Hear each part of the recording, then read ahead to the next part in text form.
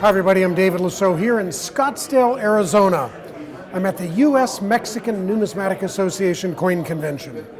Around me is a room filled with specialists who deal only in Mexican and Latin American coins. All kinds of exciting things have come out here on the floor.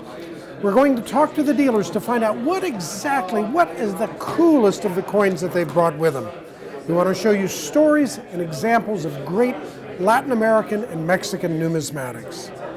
I really like the Caballito series, struck from 1910 to 1914. It's a very popular and beautiful coin.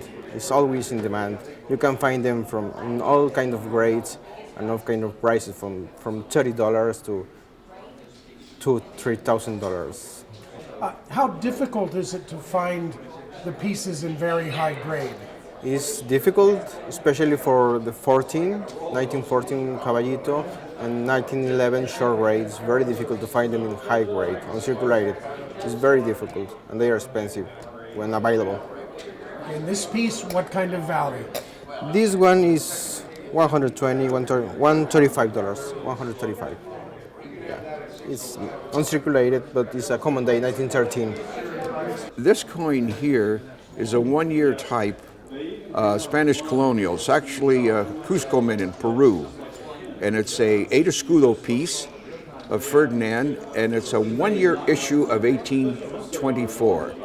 And the coin is in very nice grade, and there's only one or two items known to be higher. I don't believe this coin exists uncirculated. This one is almost uncirculated, and they're calling it AU53 on a scale of 70, of course. And who was Ferdinand and why is he important? Ferdinand VII was the last Spanish king of the New World who oversaw most of the earth from sunrise to sunset, and they lost to the liberty movements and the freedom movements of most of the Latin American republics as we know them today.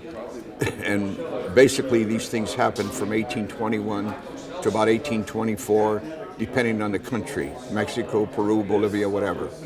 So that's what happened. And what kind of value? This is valued at approximately $8,000 today. I bought for my own collection one of the first banknotes. It was the first banknote ever attempted as a central bank in Mexico. Mexico didn't end up with a central bank until the 1920s. There were a couple of earlier attempts, and the very first use of the term Banco de Mexico was this note, which was produced for use by Maximilian. It was commissioned and designed in France. These notes are extremely scarce. I just recently had an opportunity to buy 5 of them in what was a stamp auction in Hamburg, Germany. These things showed up. I collect bancos myself. I have a pretty extensive collection. I thought that I was going to get an opportunity to perhaps buy these cheap and steal them, which did not turn out to be the case. Even the European dealers know how rare these things truly are. The Banco de Mexico has one piece, and it's this same denomination. I've now accumulated the 4 denominations that exist through 3 separate unrelated sales I was just lucky, because it's the first time, to my knowledge, or anyone else in the field's knowledge, that the pieces have been accumulated together. And so this is the 100 peso. It's a remainder. It's unsigned, to be issued by Maximilian as the first Banco de Mexico. Quick story, who was Maximilian and why is he important? Maximilian was the second emperor of Mexico. He was installed here on behalf of 2 or 3 European governments that decided that they ought to have control over Mexico. And his reign lasted a couple of years. Unfortunately, he was a good guy. He didn't deserve what he got. He ended up being shot before a firing squad. He had the opportunity to walk away and leave his lieutenants there to be shot, and they were going to release him, but he said no, without the whole group. So I'm staying with my guys, and they executed him. Yes, I brought this beautiful 8 real hook neck from Durango, And years ago, they weren't as scarce as they are now because there's a few people trying to, I think there's about 45 or 46 different varieties of these coins, and there's a few people who are out buying them, and they've disappeared from the market. So these are really tough to get. And this particular one has the snake with face down, but sometimes they have them biting the tail or making loops, and there's a whole bunch of varieties of that coin. Why is the hook neck so popular? Well, you know, this is difficult to say why one coin is more popular than another.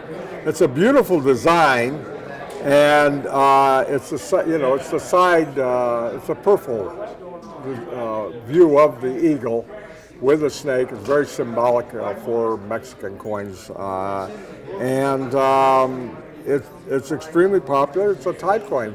This Durango was only 1824. It was only made for 1 year, and they made 45 different varieties.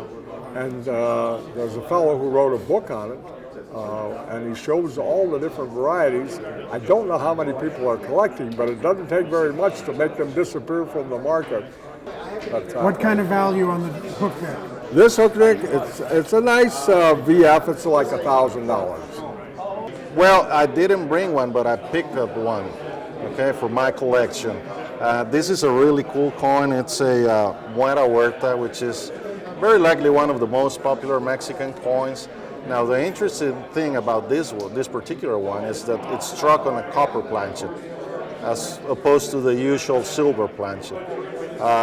They're not necessarily a pattern, because we do have a pattern right at the beginning of the series. It's not necessarily a trial strike, as sometimes it's considered.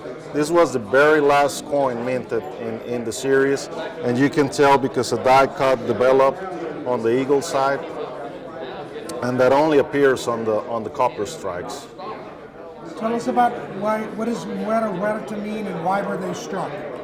Well, these were ordered by Pancho Villa, and it basically means death to Huerta.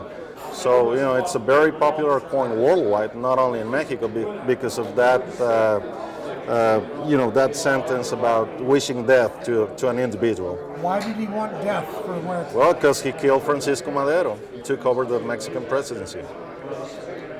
What kind of value? This should be around $5,000 or $6,000 on the market today. You know, Mexican coins are not like U.S. coins.